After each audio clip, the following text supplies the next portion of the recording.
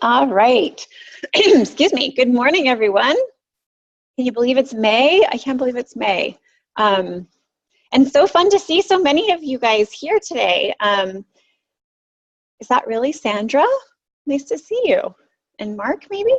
And then Jane and Polly. Oh my gosh, so fun to see all of you. And Anne. Anne had a great question, actually. Anne, do you want to ask your question that you sent me on Facebook and see if we can get some feedback from others on what they're doing? I'm assuming Anne, this is Anne Shields. Sure, go ahead. Okay, cool. You want me to share it or you want to share it? My question was, I had a 24-weeker that needed to be put on an aEEG because we had a grade 4 bleed. We ended up not doing it because we were bugging the baby too much and there was a lot of other things going on. But my question was, we were having problems getting the electrodes to stick in the humidity. We also were wondering if needles were more appropriate in this situation, and we decided that needles would be too much of a skin risk. But then when we were trying to put on, we were wondering, is this tape measure even small enough to put it on a 24-week head? And then we had questions like, can we even use a skin prep like Cavalon to have it stick? And then we really weren't sure, so we were kind of glad that we ended up not ending up needing the aEEG being done, because we kind of felt like out of our realm. We were pretty good with the big kids that we were putting on cooling, but that small little 24-week head kind of threw us for a loop. Yeah, a great question. Yeah. So who's here on the call have experience putting on aEEG on little teeny tinies? And if you do, what are some of your techniques? So I'd love to hear from you, especially the stuff that you're mentioning around the humidity. So what are people doing? Anybody? You can unmute yourself if you want, or you can type in to the chat.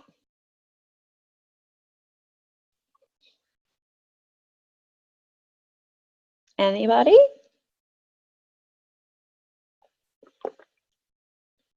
Well, I think there are a few things you can try. So I'll give my 2 cents, and then people can either add via chat, or please feel free to unmute yourself if you have other ideas.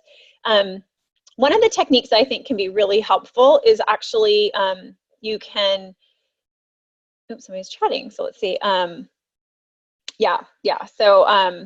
So one of the things you can do is use some of the kind of off-label little electrodes that have hydrocolloid and hydrogel.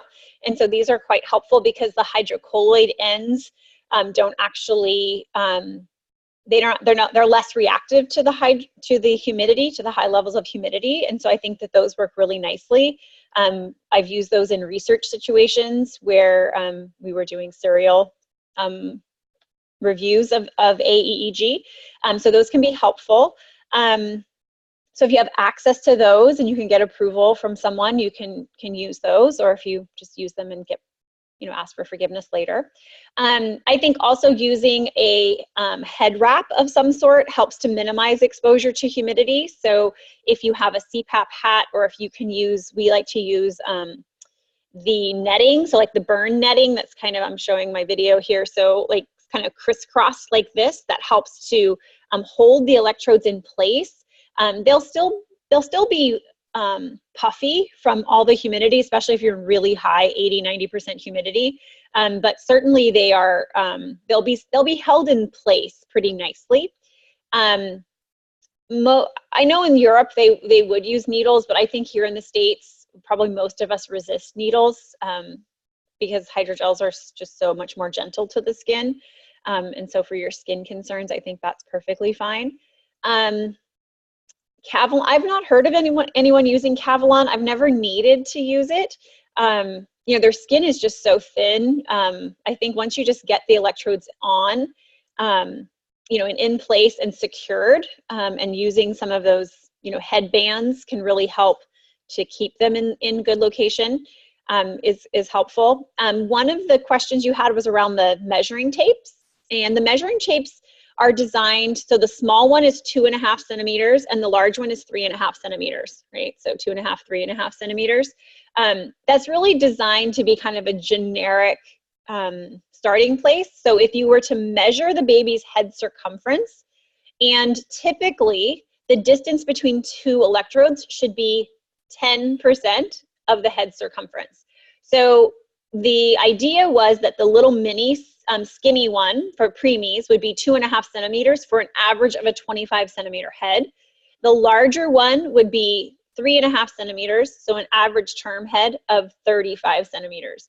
So the whole idea of the 10-20 system for EEG electrode placement is really based on, they call it the 10-20 system because it's 10% and 20% of head circumference is the distances between electrodes. So if you know you have this little head and you're looking, so let's say it's 22 centimeters, well, going 25, using 2.5 or 3 centimeter separation is absolutely fine. There are some places in Europe that would do an F and a P. Instead of doing C3, P3 on preemies, they do F and P, which gives them about the same distance as P3, P4. So some people do that in Europe, just remembering that the frontal lobe is going to give you much more artifact. So going back as far as possible and then going into posterior as much as possible. And then whatever you do, staying symmetrical and then securing well. So, so you can use the smallest one, but there's no reason why you can't go wider. You're just going to pick up more brain activity anyways if you go a little bit wider, and you'll have way less risk of those electrodes, especially those squishy hydrogels, squishing together. There are some other things that you can do, like adding a little bit of 10-20 paste. So 10-20 is the conductive paste. And you can actually, before you apply the electrode to the baby, you can take a little bit of that 10-20 and you can just make maybe like a half of a pea size. And with that half of the pea size, you can smear it on the back of a traditional hydrogel. And then when you stick that down, you'll have the hydrogel will be conductive, but also the 10-20 paste can be a little bit more of an adhesive and also be conductive. So if you really start to lose all of that, if that gel really starts to squishy around, you'll still have at least a solid place where you have the 10-20 paste. So that can be helpful as well. And I've used that a lot on preemies. And then there are some pre-gelled options. So for a baby like this, where you're maybe thinking, am I looking for seizures? Specifically, am I looking for suppression? It may have only needed to stay on 2 or 3 hours anyways, get a nice background pattern, kind of a quick glance, and then decide from there. So I wouldn't have worried that you might have had to manipulate it multiple times, because I think that there's so much value in the information provided by monitoring that then you could kind of commit yourself to the pain in the butt that it is to keep them in place if you are struggling with that. So I think sometimes that would be my suggestion is, going ahead and doing that. So using the pre-gelled, options I think are also really helpful, especially on the really small babies. But there are more electrodes with that, and there can be, other things. But those would be my suggestions for considering that, especially if you're only going to do them every once in a while. I think some of the pre-gelled, pre-measured tools that we now have are really a nice option for these kind of low incidence situations. So those might be something to look into too. So does that help, Anne? Yes, it does. Thank you. Is the 10-20 stuff the new prep, the exfoliant we put on beforehand? No, so 10-20 paste is actually a conductive paste. So similar to what your traditional EEG cups would be dipped in. So it's not a exfoliant at all. It's only a conductive paste. Okay. So it's that gooey stuff that they usually would dip in. Okay, thank you. Yeah, and so Polly's saying that they use the small Neo leads and that they're using netting, and that's really, really helpful. Great. Any other questions? That was a great question, Anne. Thanks for sending that along. Anybody else having any challenges, major challenges? Hi, this is Ruth. Hi. So we had a kid the other day that I took a picture of the screen, the aEEG screen, but basically the lower margin was at about 5, but the upper margin never was above 10. On the right, hold on, let me see. Sorry, I'm looking at my picture here. That's okay. On the right side, it was never above 10. And on the left side, it was just barely, you could sort of say it was about at 10, maybe slightly above. So what is that pattern then? Yeah, so you were looking at the right and the left? Yes. Okay. So one of the things I do when right and left are not making sense is switch to the single channel P3, P4. Okay. And so when we have a little bit more distance between the electrodes, we can sometimes get a better kind of global look. And sometimes you can pick up on something, and the pattern will sometimes look different that way. So that's usually one thing I try. If your upper margin is really not hitting 10, I would start to definitely look at the distance between the electrodes, and look and see if you've got enough separation between them. And between the front and the back, you mean? Yeah, between the front and the back. Yeah. Okay. So sometimes when they're too narrow together, they're not picking up enough brain matter, so that they just don't pick up enough voltage. There's not enough distance between them to have any differential between the voltage. So that's why the P3, P4, the biparietal, is sometimes really handy, because those are never touching, right? They're so far apart, that back left and back right, that it's a nice way to do it. And remember that like all the original literature was all based off of just that single channel. So, if we're giving you like kind of a, like a tiebreaker, I like to go to the P3, P4. I hear your chickens. So sorry. That's okay. I was just like, wow, you're on the farm today. The other problem, Kathy, is that, by the time I got there, not only did the baby have the aEEG on, but had the full composite on him. And then the head was all wrapped, so I couldn't even see where my leads were. I couldn't really assess his head if it was really boggy, if we were. Anyway. Yes. No, I think those are all really good things, right? So we know that if you have a lot of edema, that's going to suppress activity, or at least the ability for the electrodes to pick that up. I do find a lot of times when the full EEG is on, that then the techs move your electrodes when they're trying to get their electrodes on, and they sacrifice your position, and sometimes they do get closer and closer together, or they get misplaced. So that's also a really good call.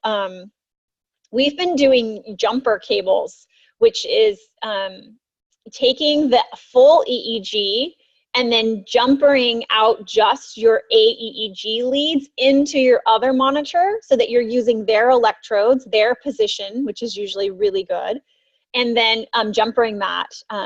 It's these little cables, super cheap little cables, that then split the signal into 2 places, so you can put it into the EEG and the aEEG monitor. So that might be something to consider if they're willing to split the signal for you. And then the other thought would be why the upper margin was so close to 5 is probably some sort of artifact.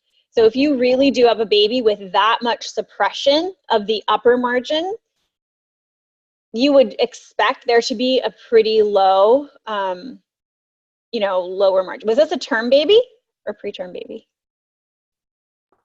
Yeah, it was a term baby. Yeah, a term baby. Yeah. Like old, like. No, I'm trying to remember.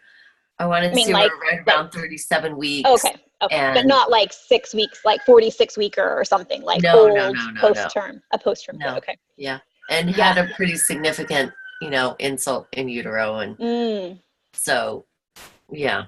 So the upper margin probably felt pretty consistent, like he's sick and my upper margin not hitting 10 seems normal. So were you more concerned about the upper margin, or were you more concerned about the lower margin?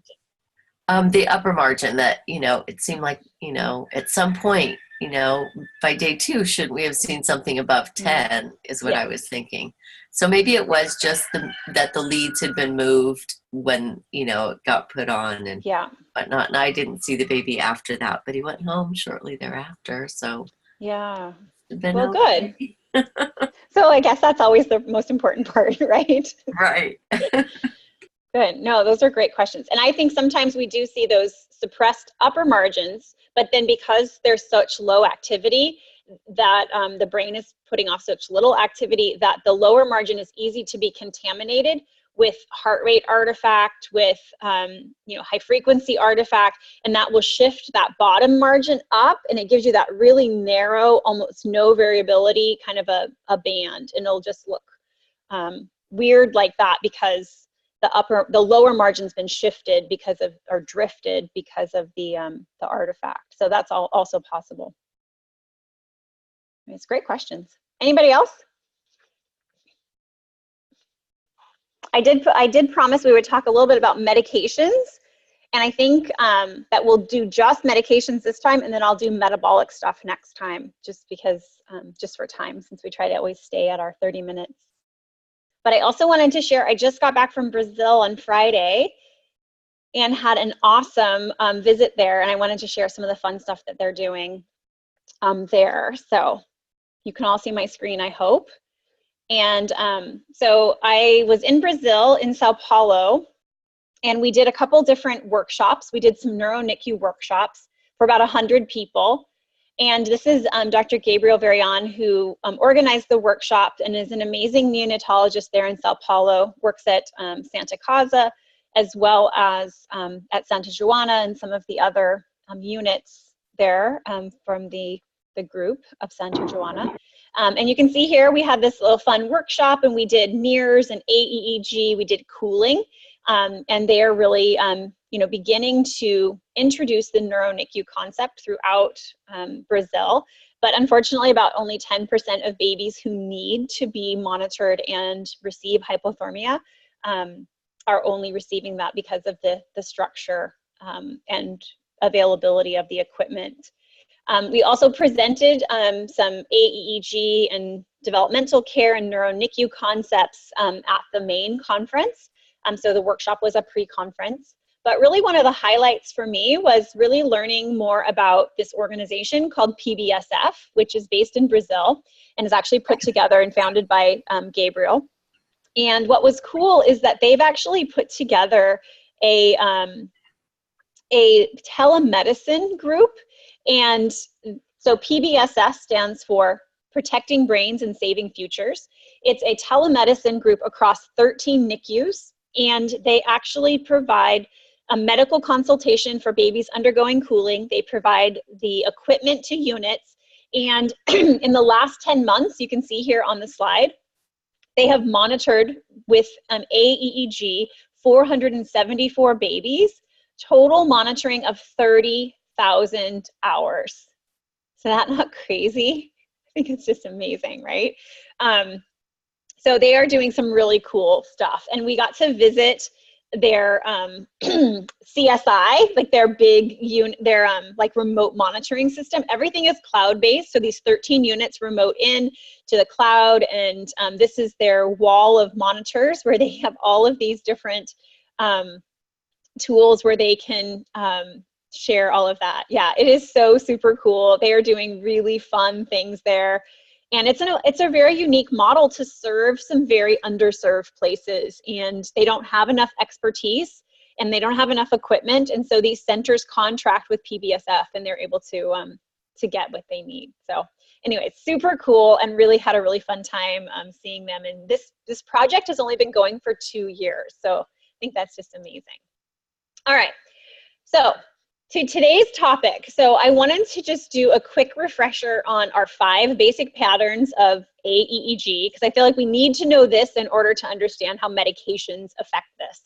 So we've got our normal voltage, and as we were just discussing, for normal voltage, we always want the upper margin to be greater than 10, and for the lower margin to be greater than 5.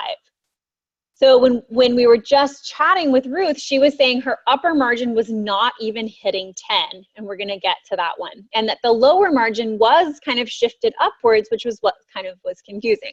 So continuous normal voltage, we want greater than 10, but most important for continuous normal voltage is that the lower margin is always greater than 5.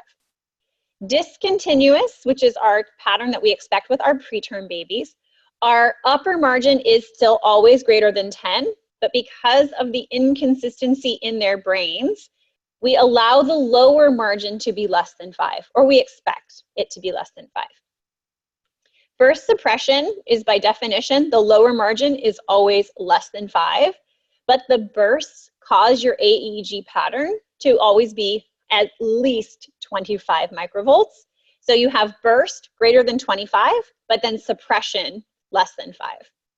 Then we have our low voltage, which we talked about with Ruth, which is that upper margin less than 10, and typically the lower margin being less than 5, unless it's being contaminated. And then we have our inactive or our flat tracings, which are everything is less than 5. So when do we expect to see these? And I always think it's important that you think about, when do I expect to see these? Because then you can really quickly pick up on the normals and the abnormals. So I'm trying to move the little bar around so it's not in the way. So continuous normal voltage, we expect to see this in our term babies, usually over 36 weekers. Our discontinuous patterns, we expect to see in our preterm babies. Not that we say it's normal, but we expect to see it sometimes in our sick term babies. Burst suppression, we see it in our very sick term babies, or sometimes we see a pattern that looks like burst suppression. This is for our extremely preterm babies. For low voltage is never normal, no matter how old you are. So this is why Ruth was so concerned, because that's our very sick term babies or our very sick preterm babies. And then when you have inactive or flat tracings, these are for very, very, very sick term or preterm babies. So I like to always make things simple. And so I like to think about the influences on the aEEG pattern and even NIRS. So when I was doing the workshop in Brazil, we talked about NIRS as well, but for today we're focusing on aEEG. And so we can think about these 4 M's: maturation, medication, metabolic, and medical emergencies. And so for today, we're gonna just focus on the medications, and then we'll come back and maybe in future months talk about some of these others as well. So maturation is easy, right? We've already talked about that terms and preterm babies have different kinds of patterns. And so we know based on the literature, based on just decades of research, that aEEG maturation happens slowly over weeks, and that the most important feature of maturation is lower margin. So we can see at 25 weeks, if we look at our aEEG scale, here's our 0, 5, 10, and 100, we know that that lower margin is going to be less than 5. And anytime the lower margin is less than 5, that's considered a discontinuous pattern. So we've got that lower margin less than 5, that upper margin greater than 10. And then as the baby gets older, we start to see here at 30 weeks where we're seeing periods, even if it's only for 30 seconds, where the bottom margin lifts up. We can see it up here above 5, above almost to 10. And we can see there's always variability, which is important. And then as we get to the 35 weeker, we see that the lower margin is greater than 5, except when the baby is in sleep, which is really this area here, where we go discontinuous only for those periods of sleep. So medications. Medications are hugely influential on our aEEG. And I like to look at this one here. This is actually a baby who was undergoing anesthesia. And so we start out here with a beautiful continuous pattern.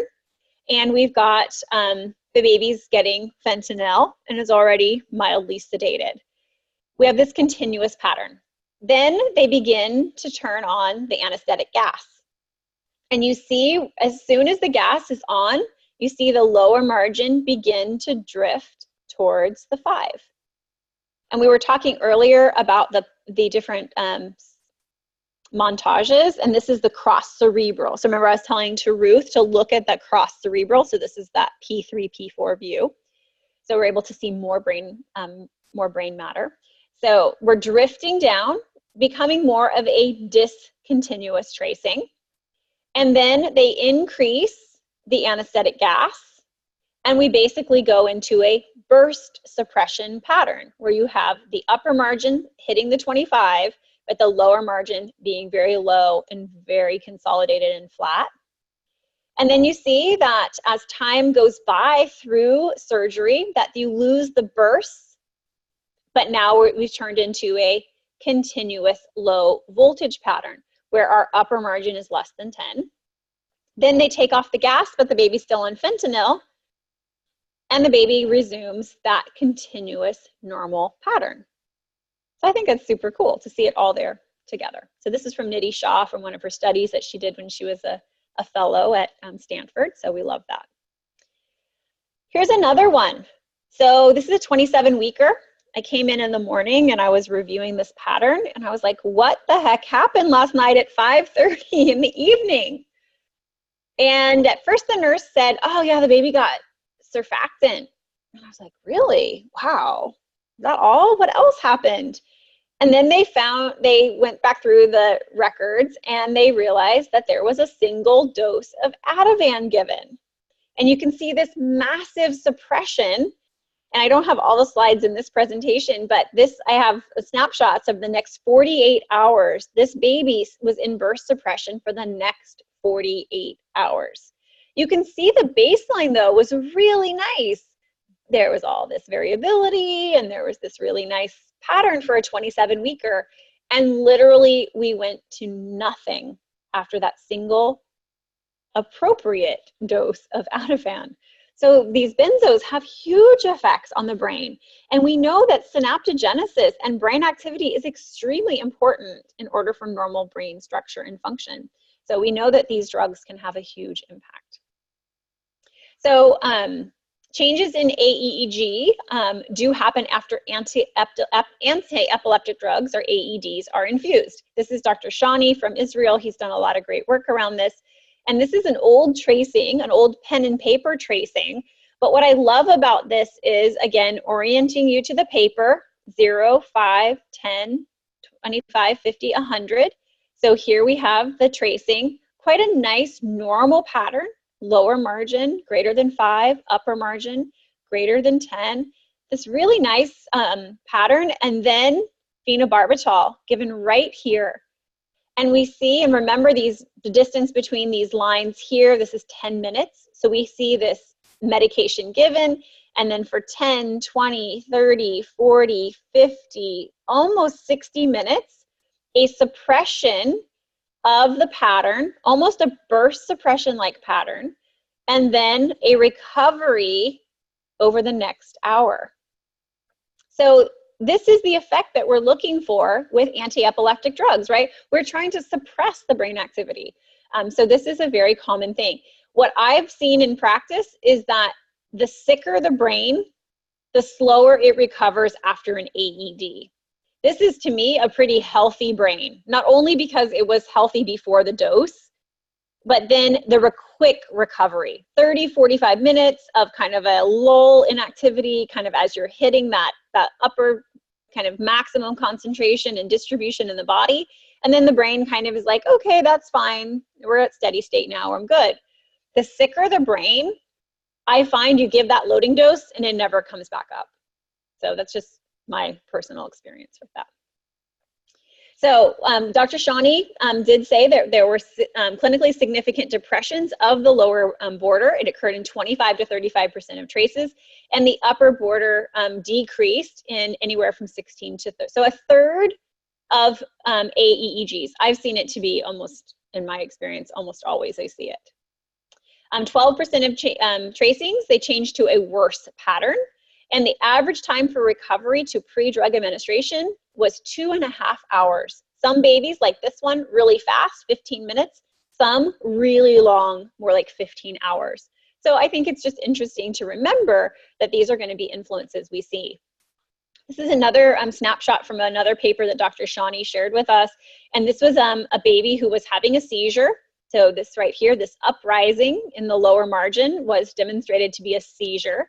So they loaded the baby with phenobarb right here. And then the baby had a complete flattening of the trace. The baby was receiving a resuscitation. So this is not a seizure. This is artifact causing this increase. Then the baby was intubated. So again, more artifact. Then the baby was just being, what do you want to say? Like this was just kind of stabilized. And so we were able to see that the pattern went from this burst suppression-like pattern to nearly a flat trace. They see here there's more treatment, some sort of procedure being done to the baby. So this is artifact. Then you have here, again, a flattened, almost nothing trace. This was turned out to be a 10 times overdose of phenobarbital is what caused the baby's decompensation, need for resuscitation, intubation, and so on. So this was it's an interesting paper if you want to pull it out. Surfactant. I mentioned that other baby, the first baby I showed you with Ativan, that he had first got surfactant. And so there have been several kind of case reports of surfactant and aEEG showing a transient depression in aEEG after the dose. And so there have been many speculations on what's happening with that. But this is actually a nice picture from one paper that Lena Hellstrom-West has put out that shows here was the administration and then this dampening of brain activity for about 10 minutes and then a recovery. So this has been reported in several other case reports. They don't exactly understand what is going on, if there's like some sort of ductal steal or if it's just like a redistribution of perfusion or what it is. But definitely when they told me the baby got surfactant, I was like, okay, well, I've only heard about that causing suppression for like 10 minutes. So what the heck is going on that there's this, you know, ongoing suppression? And that's when the Ativan was discovered. But certainly you can see this very short-term depression.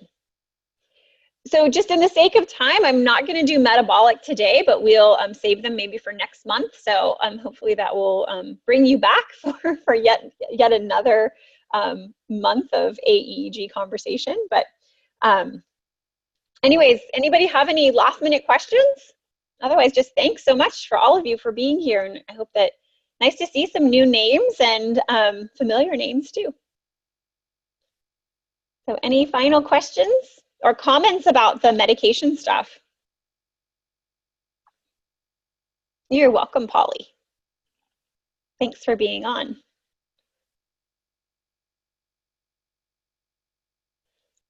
I'm assuming that's Mark. So nice to see you. Thanks for coming. All right, everybody. Well, then the recording will be up on the website, so you can grab that or share that. Anyways, thanks so much, everybody, and we'll keep in touch for next month. It'll be June 2, Monday. We'll be back to Monday schedule, Monday, June 25th, 8 a.m. And see you guys all next month.